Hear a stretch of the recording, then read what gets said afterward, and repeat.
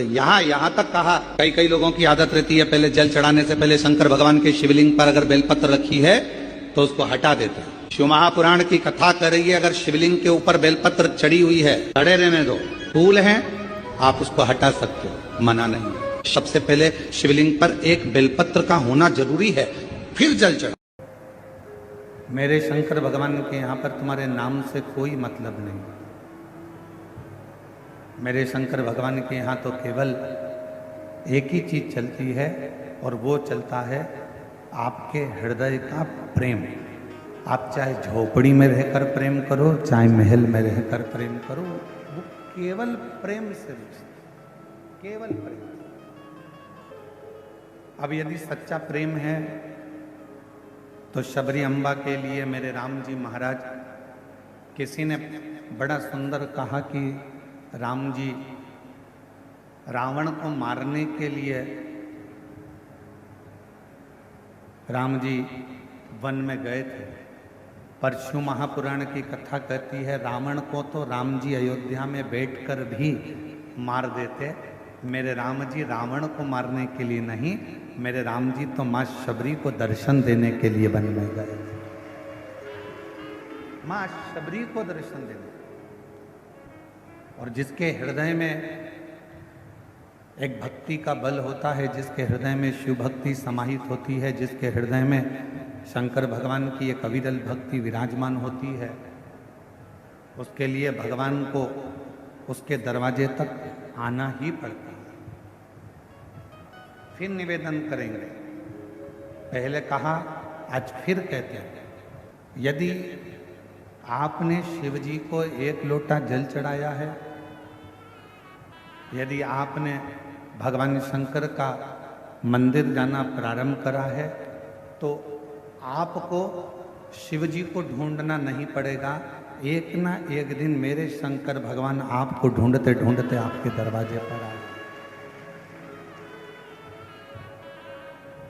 आपको शिव को नहीं ढूंढना, और यही सरलता होना चाहिए। जैसे मेरे भिलाई की बेटियां, मेरे भिलाई की जीजियां, मेरे भिलाई के जीजा हों, मेरी भिलाई की माताएं, मेरे भिलाई के पुरुष, ये जितने पंडाल में बैठे हुए हैं, आप कथा के पंडाल में, हमें मालूम है कई लोगों ने 5 कथा सुनी होगी, किसी ने 7 कथा सुनी होगी, किसी ने 10 कथा सुनी होगी, किसी ने 8 कथा सुनी होगी, किसी ने 3 कथा सुनी होगी, पर इतना विश्वास जरूर इस व्यासपीठ के माध्यम से सावन की आज सोमवारी है, इस विश्वास के साथ कहता हूं कि जितने लोग दिल से कथा को सुनते हैं, अगली बार फिर जब कथा होगी तो आपकी झोली फिर खुशियों से भरी होगी। ये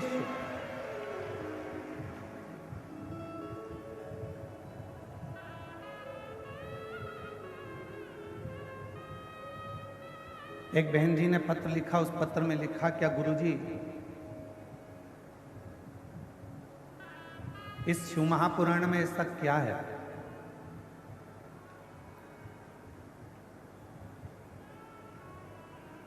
कि दुनिया का व्यक्ति केवल शिव पुराण की कथा में जाकर बैठता है, पंडाल के अंदर, पंडाल के बाहर, टीवी के सामने, मोबाइल के सामने अगर बैठता है और कथा का रसतत्व यदि वो ग्रहण करता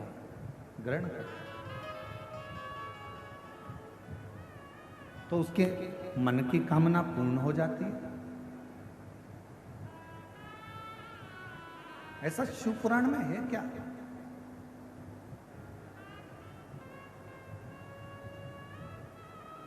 और ये प्रश्न केवल आपका नहीं है, ये प्रश्न स्वयं चंचुला देवी ने भी तुमरुका जी से किया।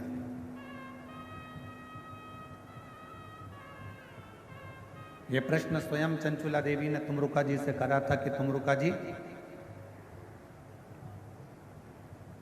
माँ जगतजननी पार्वती जी ने कहा है कि अपने पति के मोक्ष के लिए, बिंदु के लिए शिव महापुराण की कथा श्रवण करो। और मेरे पति ने ना तो कभी दान किया, मेरे पति ने ना कभी धर्म करा, मेरे पति ने ना कभी पुण्य करा, मेरे पति ने ना कभी सत्कर्म किया, मेरे पति ने कभी ना मंत्र जाप किया, मेरे पति ने ना कभी किसी तीर्थ का दर्शन किया, ना मंदिर गया, फिर आखिर मेरे पति को मोक्ष कैसे मिल जाएगा?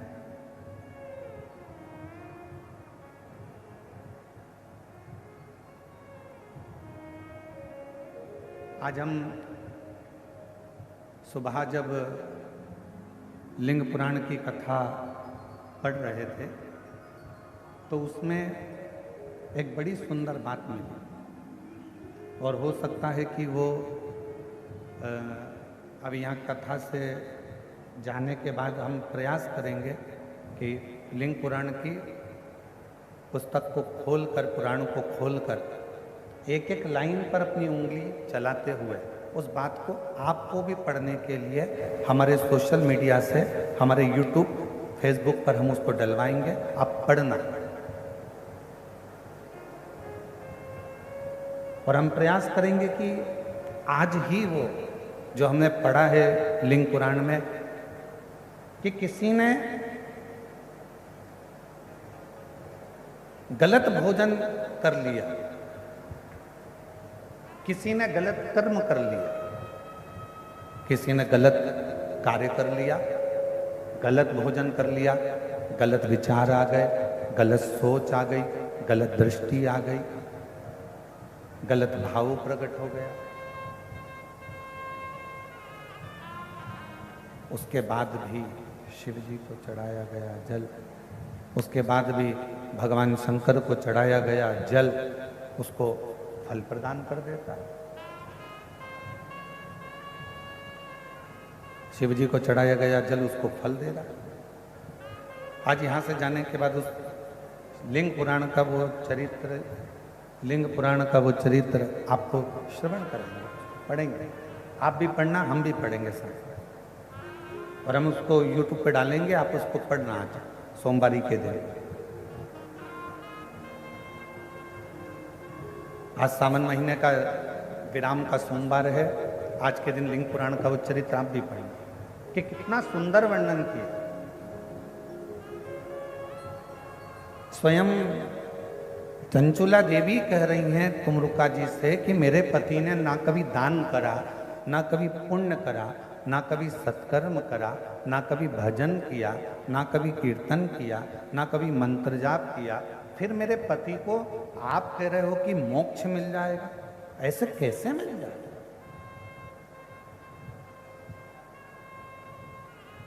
कैसे मोक्ष मिल सकता?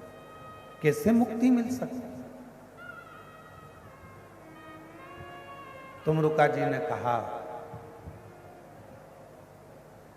ये केवल शिव महापुराण नहीं है,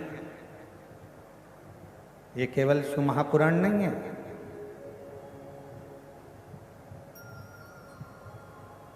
तुमरुका जी कह रहे हैं चंचुला देवी ये केवल शिव महापुराण की कथा नहीं है। चंचुला, इस शिव महापुराण के माध्यम से शंकर भगवान की वाणी हमारे श्रवण के द्वारा हमारे हृदय तक पहुंचती है, और हमारे हृदय में, क्योंकि ये पाप कैसे होता है, हाथ से, इंद्रियों से ये पाप कर्म होता रहता है। ये शरीर के द्वारा, इंद्रियों के द्वारा होता है। और इस इंद्रियों को शुद्ध कौन कर सकता? तो कहा ये आत्मा कर सकता। अब इंद्रियों को शुद्ध जब आत्मा कर सकती है, इंद्रियों को शुद्ध आत्मा कर सकती है, तो सबसे पहले शिव महापुराण की कथा करती क्या है? कथा जब हमारे कानों में से प्रवेश करती है और हमारे हृदय तक पहुंचती है, तो सबसे पहले शिव पुराण हमारे भीतर के जितने पाप होते हैं उन सबको समाप्त कर देती है और पुण्य की ओर आगे बढ़ जाती है। आज के जमाने में फ्रिज उधार मिल सकता, बोलो जम के मिलेगा कि नहीं मिलेगा? प्रेशर खोलो, प्रेशर अंदर बाहर दोनों साइड का, अंदर का भी खोलिए, बाहर का भी खोलिए। आज के जमाने में फ्रिज उधार मिल सकता है। आज के जमाने में अलमारी उधार मिल सकती है।